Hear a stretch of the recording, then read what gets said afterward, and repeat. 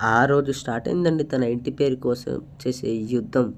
అసలు సుకుమార్ గారు ఏడిపించేశారండి. ఆ జాతర సీన్‌లో ఆడబిడ్డ పుడితే తాను ఒక ఇంటి పేరు తెచ్చుకుంటుందని తాండవాన్ని సృష్టిస్తాడు. మొత్తానికి తాను కోరుకున్నట్టు తన ఇంటి పేరు తన అన్న కూతురి పెళ్లి కార్డు రూపంలో వస్తుంది. ముల్లేటి పుష్పరాజ్, శ్రీవల్లి అని చూడగానే తన కళ్ళల్లో ఎంత కన్నీటి చుక్కలు రాలుతాయో మనం చూసాం. కానీ ఈ సీన్ ఉంటుందండి. అసలు టాలీవుడ్‌లో ఇలాంటి సీన్ ఇంతవరకు ఏ డైరెక్టర్ గాని క్రియేట్ చేయలేకపోయారు.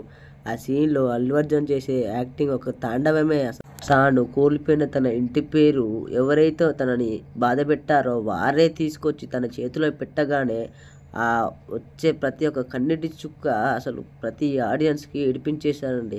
ఎంతైనా సుకుమార్ గారు రాసే రైటింగ్, తన ఎమోషన్ ఇంతవరకు ఏ డైరెక్టర్ గాని ఇలా ఇంత మంచిగా చూపించలేదండి. ఎంతైనా సుకుమార్ గారికి దండం పెట్టాల్సిందే.